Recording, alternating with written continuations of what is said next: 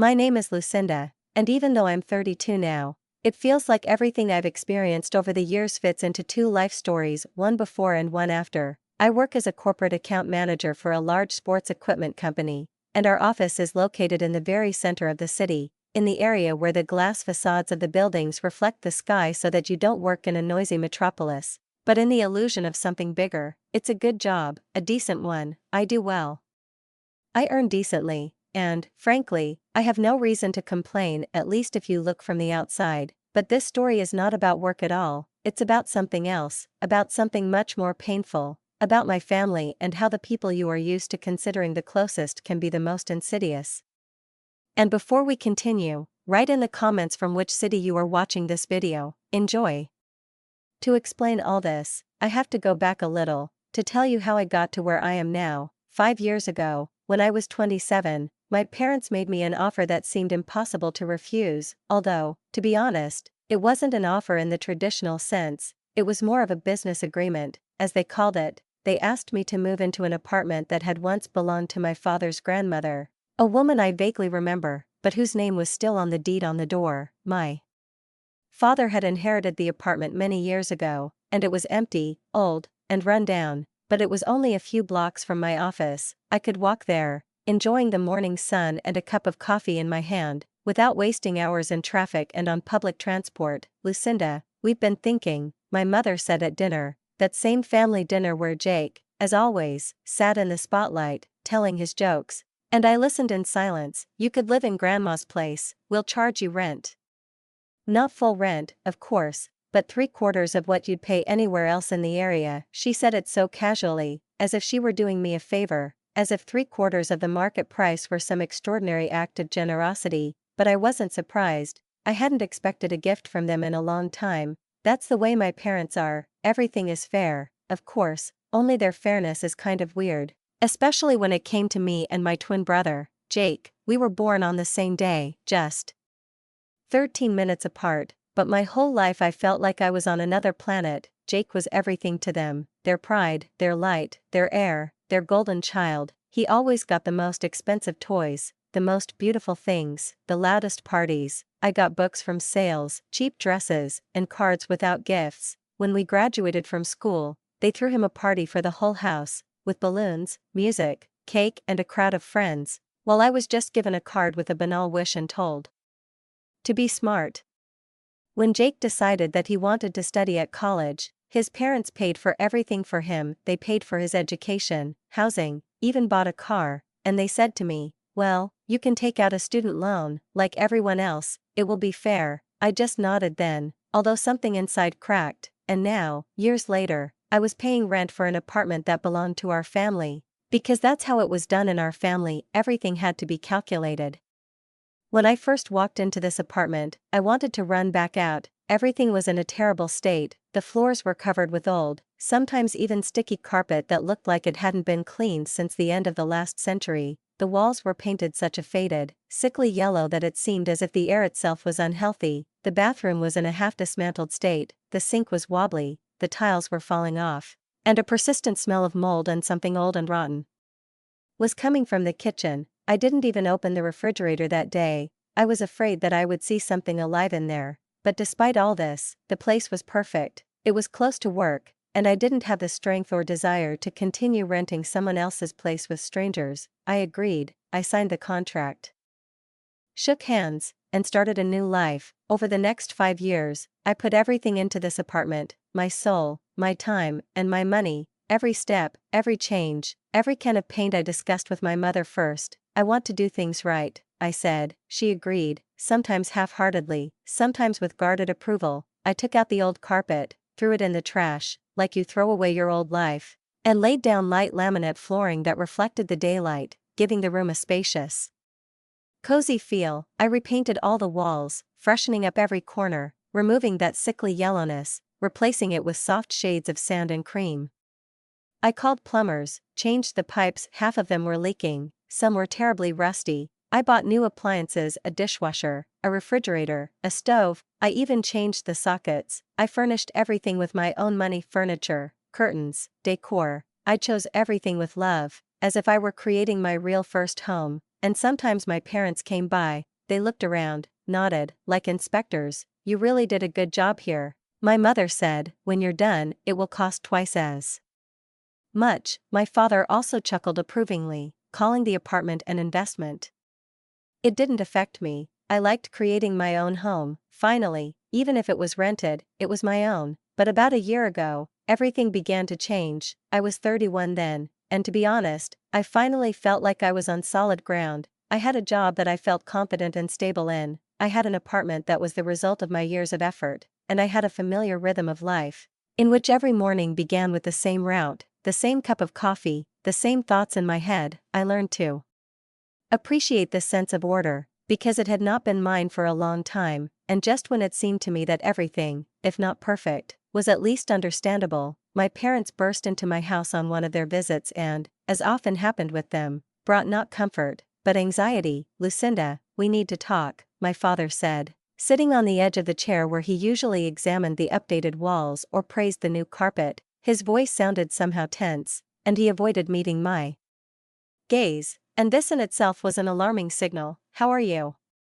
I asked, looking up from the cup of coffee I was setting on the table, feeling a slight thrill run down my spine. Mom frowned and suddenly, without much preamble, blurted out, "We're having trouble with the mortgage on our house. We owe the bank $30,000, and we can't pay it. They're threatening to foreclose." I froze, not understanding what house they were talking about. They had long ago paid off the mortgage on the house they'd lived in with Jake, or at least that's what they'd told me. I stared at them, and the silence in the room became ringing. "So what do you want from me?"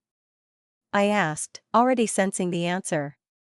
"We need you to pay that $30,000, Dad said, and his voice sounded as if the offer was something reasonable and logical. "We know it's a lot," he continued, "but think of it as an investment. After all, this apartment will still be yours someday." "Mine?" I asked slowly, as if trying to digest these words that sounded like a gift on the outside, but felt like a trap on the inside.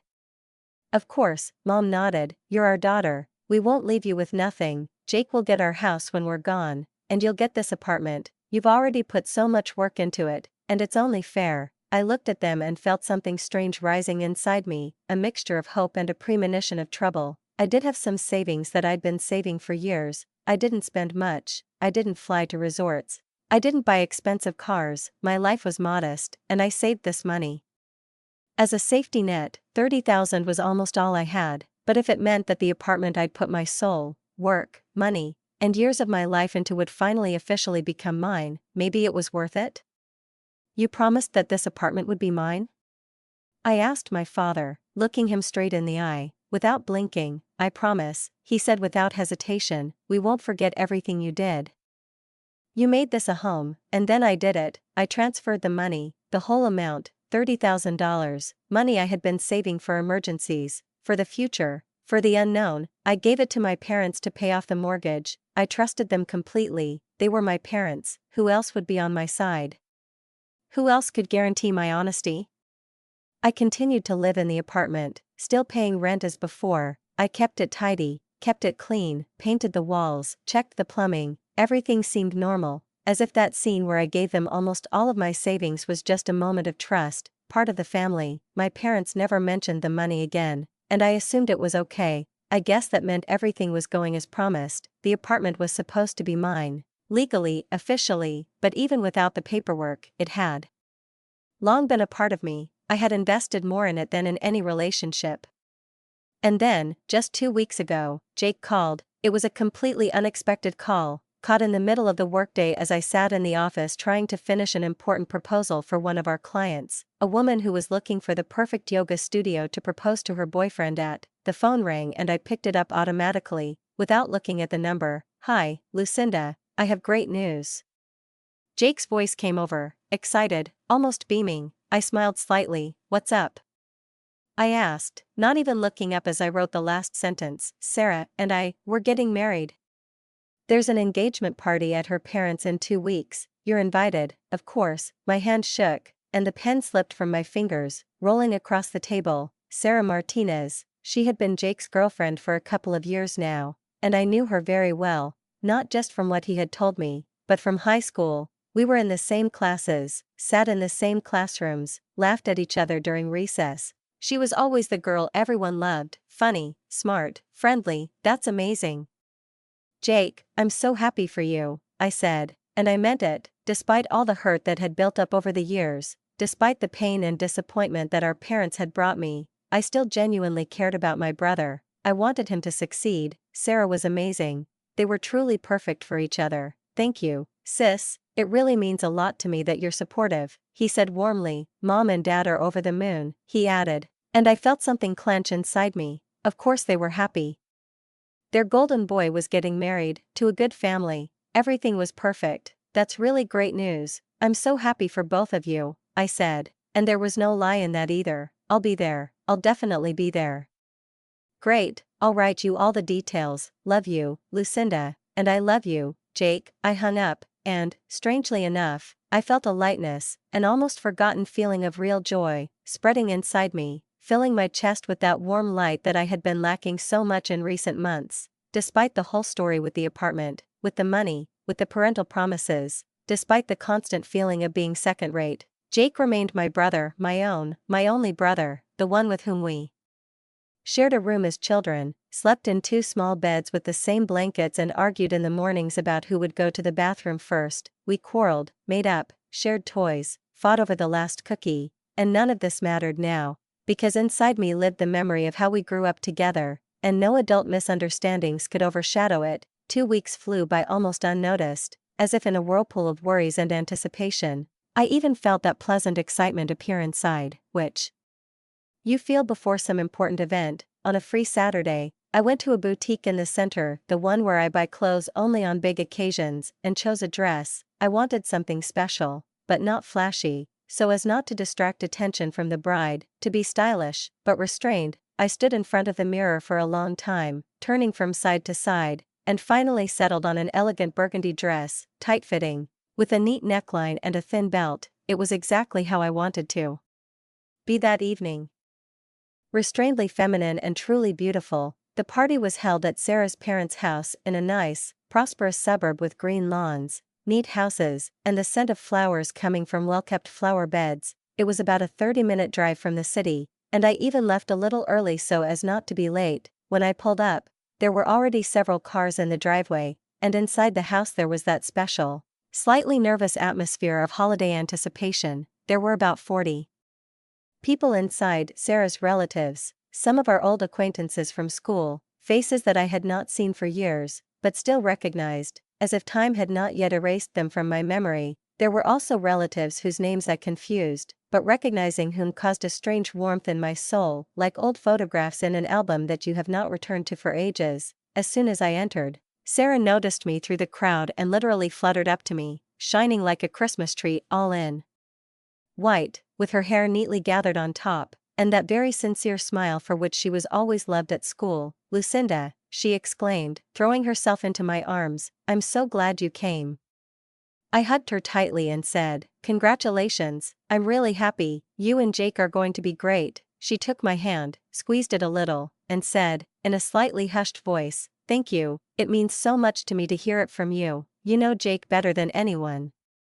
I walked into the house and saw Jake standing at a long table with refreshments, surrounded by his college friends, looking like he belonged in a fashion magazine. His navy suit fit him perfectly, his hair was done neatly, everything looked perfect. I couldn't help but think about how our parents loved to do everything top-notch for him, including that expensive haircut Mom and Dad had signed him up for a month in advance. But at that moment, I didn't want to think about money, about comparisons, about the past. I was genuinely happy for him. The party was wonderful, people were laughing, raising glasses, reminiscing about funny moments from the past, sharing stories about Jake and Sarah. I was chatting with my classmates, laughing at stories I no longer remembered, and for the first time in a long time, I felt like I belonged. About an hour into the meal, when most of the guests had arrived and the conversation had become quieter as the plates and glasses filled, Father cleared his throat loudly, the sound that Jake and I had called his command signal as children. Excuse me, he said,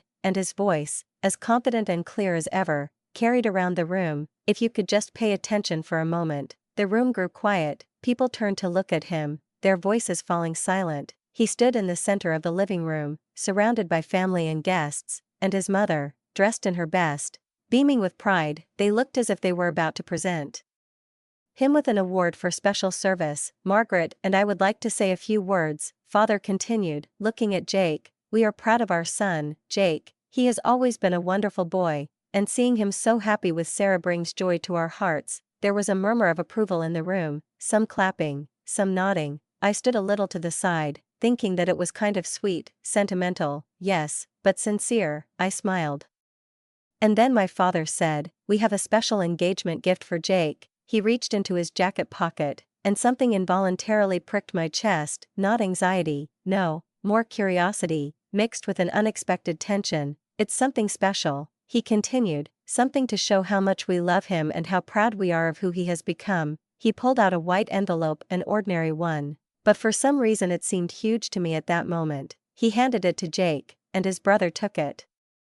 Beaming, as if he knew exactly what was about to happen, there was no surprise in his face. He looked as if this was the expected ending to a scene that had long been written. "Come on, son, open it," his father encouraged. Jake opened the envelope, pulled out several pages official papers, with seals, with signatures, and began to read quickly. His smile grew wider, he looked up, shining with emotion, and said, "Mom, Dad, this is amazing, thank you so much." There was genuine excitement in his voice, and at the same time absolute confidence. Someone from the crowd, without waiting for an explanation, shouted from the crowd, "Hey, what is this?"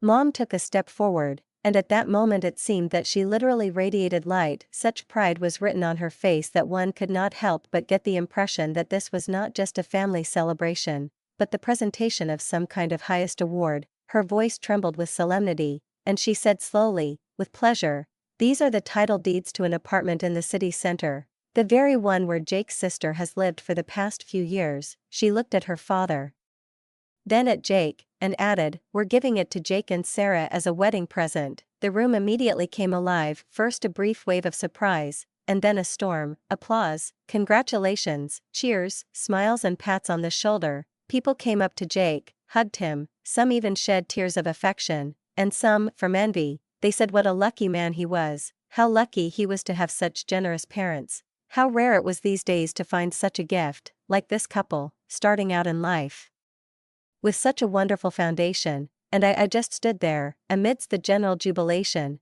and felt how somewhere deep inside me something was slowly but inexorably falling. It was as if the floor beneath me had suddenly become shaky and unreliable, as if I had found myself in the center of a whirlpool, and now I was being pulled down, and the air in my chest was becoming heavy and viscous. It was as if the air had been knocked out of me. My vision suddenly went dim at the edges, as if someone had turned off the lights at the perimeter of my mind. I nearly staggered, and had to grab the nearest chair to keep from falling, gripping the back as if my ability to hold on to the world depended on it. The apartment, my apartment, the one I'd lived in for 5 years now, the one I'd paid my parents' rent for every month, the one I'd redone from floor to ceiling, every outlet, every bathroom tile, every floorboard paid for with my own hands, with my own money. The apartment I'd saved from bankruptcy by taking my last savings and wired them $30,000 because they'd said it would be mine someday. It was this apartment that was now being presented to Jake, as a gift, as if none of what I'd done had ever existed. Sarah turned to face Jake, looking at the papers in his hands with that light in her eyes that women get when they see their dreams come true. "This is just incredible," she said excitedly. "We're so grateful. We've been wanting to find a place to live for a long time. This is just perfect." As always, my father took the opportunity to make a public statement, and his voice was especially loud, as if specially designed for everyone to hear. "Jake deserves this. He's getting married, and I hope he and Sarah will have a family soon. They need their own place to build their lives." I slowly turned my head and looked at my parents. I searched their faces for any shadow of regret, a hint that they remembered what they promised, what they said, what they took. I wanted one of them to meet my gaze, to explain why, but when Mom finally looked at me, she just smiled, shrugged a little, as if to say, "Well, that's just the way it is, nothing but emptiness." They hadn't even bothered to tell me about it beforehand. They had just thrown it all out as a surprise, not to Jake, no, but to me. And then, unexpectedly for everyone, a voice rang out in the room, cutting through the solemn hum like a knife. "Wait," said Aunt Linda, Mom's younger sister, who had always been straightforward and had that rare quality of speaking her mind. What about Lucinda? Hasn't she lived in this apartment for years? There was immediate silence, thick, viscous, oppressive. Everyone turned first to look at her, then at me, then at my parents. People were waiting for an answer. I felt my face flush, my cheeks burning, as if a spotlight had been pointed at me. But I couldn't move, couldn't say a word. Everything seemed to freeze. My father shrugged indifferently. Well, Lucinda will have to move out. We let her live there for 5 years. I think that was generous enough, my mother added, with the same cool calm with which she had once told me that I could take out a loan for my education. She's an adult now, she can handle it herself. There are plenty of apartments in the city. They are rented out every day. Then I could stand up, I could tell everyone that I paid for this apartment as rent, not a symbolic, not family rent, but a real, significant one, that I transferred money every month, regularly, without delays. I could say that all the repairs, all the furniture, appliances, lamps, it was all mine, that I invested tens of thousands, that it was I who saved this apartment from confiscation when my parents could not pay the debt, that they promised me, not in hints, not half words, but clearly, confidently, that it would be mine. But I said nothing, I just sat. I spent another 30 agonizing minutes watching Jake and Sarah accept congratulations, kiss, laugh, watching my parents accept words of admiration from the guests, telling them how generous and caring they were, how happy they were for their children. No one paid attention to me, no one noticed how I sat like a bride at someone else's wedding, knowing that everything was a lie. Finally, I couldn't take it anymore. I stood up, trying not to make any noise. Carefully picked up my purse, trying not to catch anyone's eye, not to disrupt the festive atmosphere. I left Sarah's parents' house as quietly as I had entered. Not a single person noticed my departure. The way back to the apartment, no, to the apartment that, as it turned out, was no longer mine at all, passed in some strange numbness, as if everything around was covered in fog, and I walked without realizing where I was. I replayed the scene in my head over and over again, every word, every smile, every gesture, and only one question sounded louder and louder in my head: how? How could they do this to me? How could they betray me like that, devalue me like that, humiliate me like that, in front of everyone? Returning to the apartment that only a few hours ago had seemed like a sanctuary, my own private, if unofficial, corner of the world, the first thing I did was pour myself a glass of wine, a deep red, tart one that I usually only drank on particularly difficult evenings, and sank onto the sofa, a little wearily, with a heaviness in my chest. Looking at the ivory walls that I had painted myself on one of my happy weekends, I sat and looked at every detail, every crack, everything in this room, knowing that behind each of them there was my choice, my work, my hands, and my money. Everything that surrounded me was part of my story, part of the life that I had been building for years, starting from the very day when I first walked into this apartment and saw the peeling walls and the moldy-smelling floor, and now all of it was supposed to just disappear, like that, without warning, without regret, as if it had never been mine. Jake would get it all, Jake, who hadn't had to put in any effort or investment. He'd just had it all handed to him, wrapped in ribbon and handed to applause. I felt my phone vibrate, and when I picked it up, the screen showed a short, cold message. It was Jake: "Leave now, you have 2 days." I stared at the screen, not believing my eyes, thinking that maybe this was some kind of joke, a mistake, an absurdity, but no, short, cutting, like a knife, not even a word of explanation, not a single attempt at conversation, just a directive, like an order from a superior, like a message from an outsider who needed to vacate the premises. I stared at the screen for a long time, and a rage rose inside me, so strong, so foreign, that I barely recognized it. They really thought they could do this to me, throw me away like old stuff, like trash, like an inconvenient reminder of someone's conscience. They thought they could take $30,000 from me, take my job, take my care, take my pride, and just say, "Thank you, go away." I felt everything inside me pulsate with anger, with humiliation, with injustice. I called Jessica. We had been friends since college, and she was perhaps one of the few people in my life who truly knew what I was going through in this family. Her voice on the phone sounded warm and a little sleepy. "Hi, Lucinda. How was the party? Did everything go well?" I tried to exhale, tried to speak calmly, but my voice was still shaking. Jess, I need a favor, can I stay with you for a while? I need to move out, and I don't know where yet. There was silence on the phone, but not for long. Sure, come over, but what happened? Are you okay? She asked, now wary. I'll explain later, it's just. I need some time to think about it all, to be quiet. You know what? She said suddenly. Rick, my brother, went to Europe for work. His house is empty, you can live there for as long as you need, no rent, just pay the rent. I wanted to cry from this simple, human warmth, from the fact that someone had simply offered me a roof over my head without conditions, without contracts, without betrayals. Thank you, I whispered, hung up, and for the first time that evening I felt like I could breathe. I sat in silence for a long time, stroking the glass with my fingers, and at some point a thought, at first uncertain, like a shadow, and then more and more distinct, took shape as an idea. If my parents decided that all this was a game, if they thought that they could simply wipe their feet on my loyalty and trust, then perhaps it was time for me to play this game too. I picked up the phone and called service. I need you to come by tomorrow morning and remove all the appliances from the apartment, the dishwasher, the refrigerator, the stove, everything, also the outlets and the plumbing. The man on the other end of the line hesitated. Ma'am, if we remove all this, the apartment will be almost empty. I smiled, not cheerfully, but coldly. Exactly, that's what I need. Everything in this apartment is mine. I bought it all myself, and I'm taking it. The next day, the workers arrived early, with tools and boxes. I met them, showed them what was where. They unplugged the dishwasher, carefully removed the refrigerator, pulled out the stove. They removed all the outlets, removed the new faucets, the faucet in the bathroom, even the shower head. I showed them which light fixtures could be removed, all the ones I'd bought at a design store, replacing the ugly old ones dangling from wires. I stood in the kitchen doorway and watched as, one by one, the objects I had lovingly chosen disappeared, and to my surprise, instead of pain, I felt relief. It was mine, and now it would be mine again, not theirs.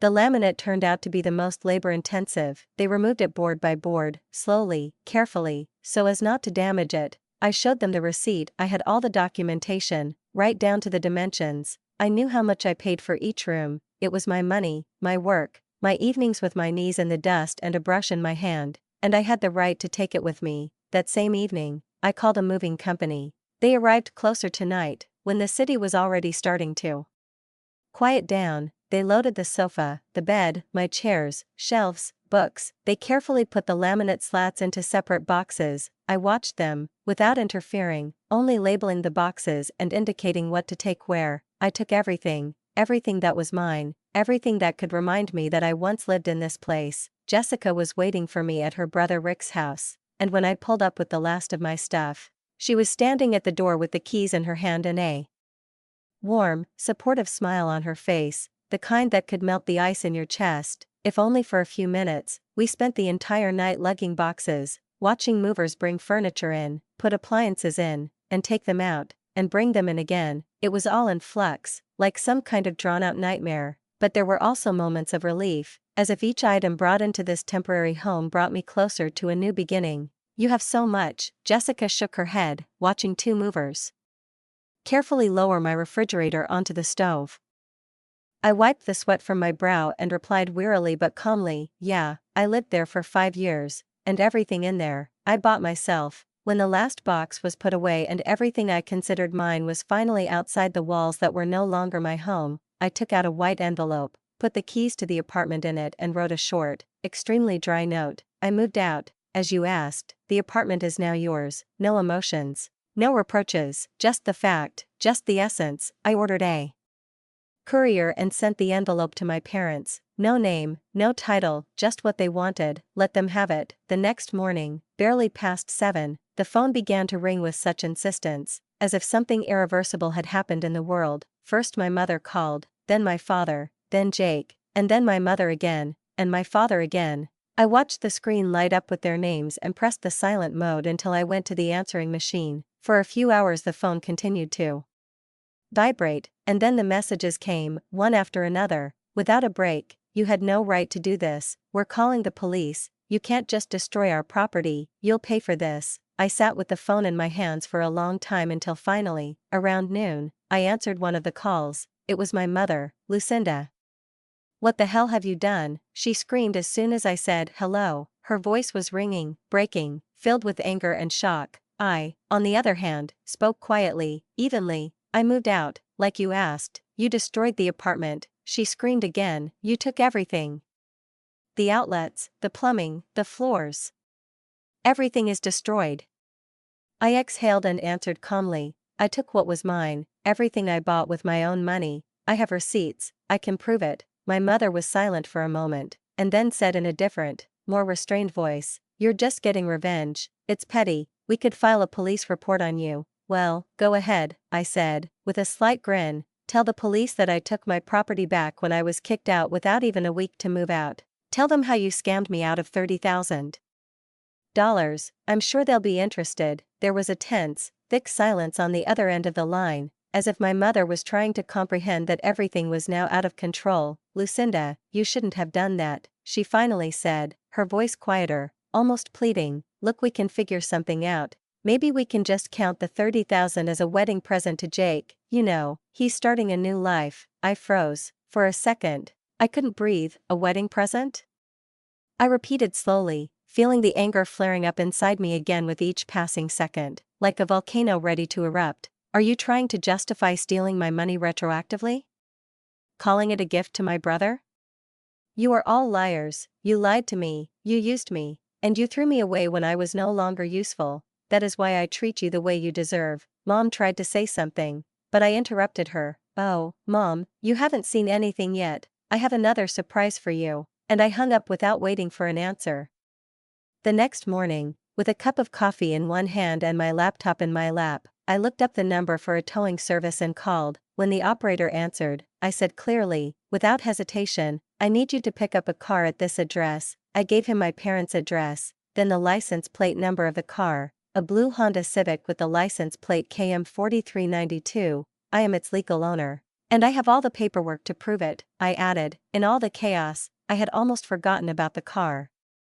Once upon a time, 3 years ago, I used to drive it every day, until my dad called me one day to say they were having trouble. Their car had broken down, and my mom was working long shifts at the time, and they just needed something for the time being. "We'll have our own soon," he assured me. "We just need a little time to get everything sorted out." I agreed. Of course, they did. I thought it was temporary. I thought they would return it. But 3 years have passed since then.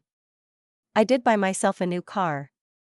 I remember it was after that bonus at work, when I first allowed myself to feel like I could live for more than just bills and debts. I hadn't planned on changing cars, but I saw that dark gray Mazda in the showroom and suddenly realized that I wanted something of my own, something that wouldn't be someone's request, someone's favor, or a forced concession. That's when I let my parents keep the Honda. They said it wouldn't be for long, that it would just be for a couple of months until they sorted out their car. And I, as always, agreed, not because I wanted to, but because it was easier. Like with the apartment, like with everything, I continued to pay for insurance, continued to be listed as its owner, but in essence I gave them this car, another gesture of generosity that, as it turned out, they had long since erased from their memories. If they were going to play this dirty game of ownership, then I might as well play it too. An hour after the tow truck driver called me, his voice was dry, businesslike, but with a hint of mockery that I caught even above the noise of his surroundings. "Ma'am, I have your car." The old couple jumped out and started screaming,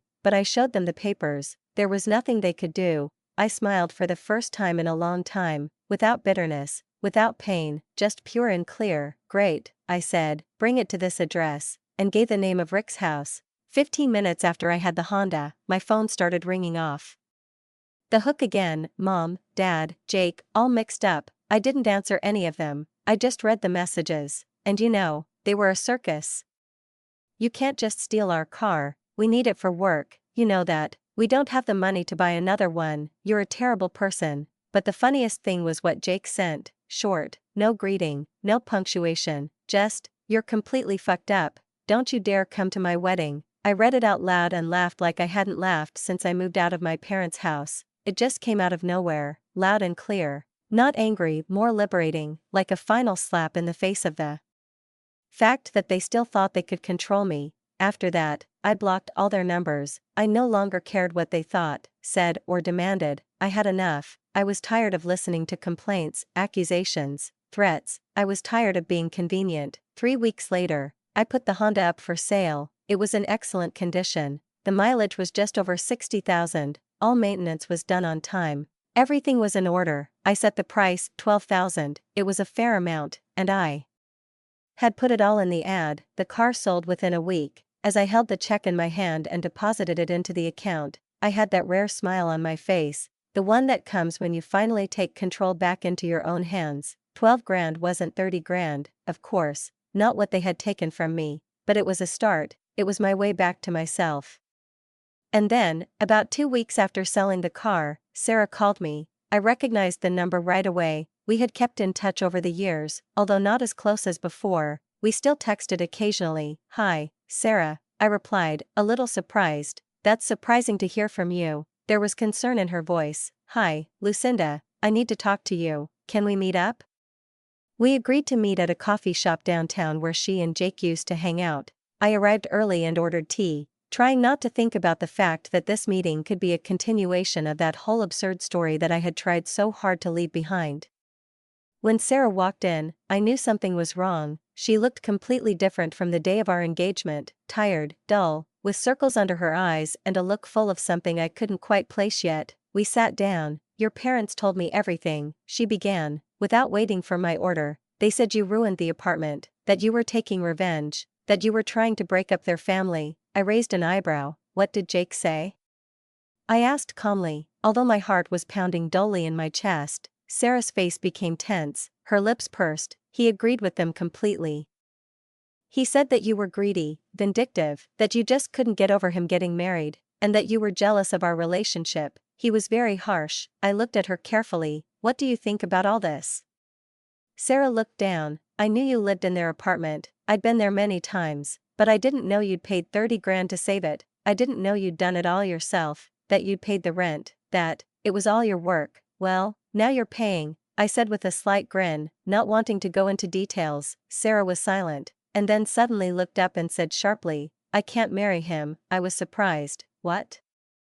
I asked. "I can't enter a family that's capable of such a thing." I felt sick. "Lucinda, the way he talked about you, about his sister, I didn't know how to listen to it. I can't live with a man who can silently approve of all this." I looked at her carefully. "Sarah, this is your decision. Don't let my situation affect what you really want." She shook her head. "It's not just you, it's everything. Your parents lied, they stole from you. They made you feel guilty, and Jake, he didn't even try to fix it, he just went along with it, like it was supposed to be that way." I nodded. "No, he didn't," I said.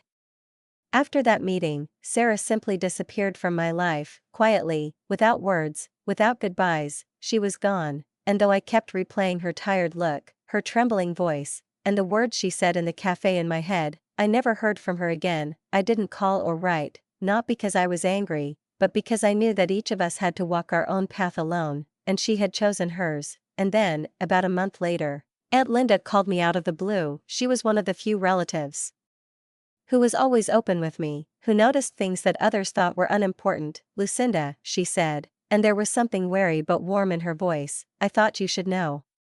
Sarah broke up with Jake. The wedding is off." I froze, staring at the wall as if it could answer all my questions. "Really?" was all I could say. "Yes, it's true. She called off the engagement last week. She just packed up and left. Your parents and Jake are beside themselves. They blame you. They say you poisoned her against them." I chuckled, not surprised, not offended, just tired. Of course they do. God forbid they ever take responsibility for their own actions. It was so childishly recognizable, this eternal shifting of blame, this art of being the victim in any situation. "And you, my dear?"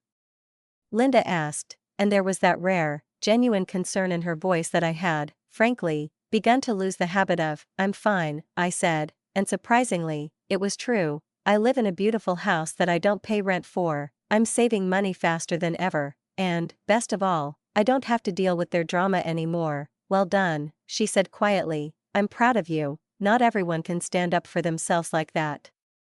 That conversation happened 6 months ago, and since then, to be honest, My life has slowly but surely begun to take shape in the way I always wanted it to. I still live in Rick's house, clean, pay the bills, and keep things tidy. Jessica comes over for dinner sometimes, tells me that Rick is happy in Europe, has settled in, has fallen in love with a Spanish woman, and doesn't seem to be planning on returning anytime soon, which means I still have time, and I'm using it wisely. I'm saving like crazy. Without monthly rent, I can put aside almost twice as much as I used to, and I've already saved up for a down payment on my own apartment. I've started looking at places in a good area, not too pretentious, but cozy, with leafy streets, quiet, and shops within walking distance. My parents and Jake have tried to contact me a couple of times, not directly, of course. They know I blocked them, but through distant relatives. They keep mentioning that family is important, that everyone makes mistakes, and that it would be nice to forgive, but I make it clear without further ado that I have no interest in reconciliation. They made their choice when they lied to me, when they stole from me, when they threw me to the dogs without even trying to protect or understand me. And I made mine. Do I miss my family? Sometimes, the comfort, the holidays, the memories we share, but I don't miss being the one who is always pushed aside, ignored, used. I don't miss the daily jab of "you're not enough." I don't miss the pain they inflicted on me, thinking it was normal. Sometimes I think of what happened to Jake and Sarah as a strange gift from fate, a bonus I didn't plan for, but that still happened. I didn't plan to ruin their relationship. I didn't wish them harm, but I can't say I'm sorry. Sarah deserved better, someone who wouldn't watch his family destroy others and pretend everything was okay. And Jake, he deserved to lose what he thought was rightfully his, just like I once lost what I was promised. Am I angry now? No, almost none. Disappointment, yes, pain, sometimes, but mostly relief. Relief that I'm out of this cycle. Let them live in a world where lies are convenience, where deception is a way to get what you want, where blood is just a word, not an obligation. I'm not a part of them anymore. I have my life, and I'm going to make it really good.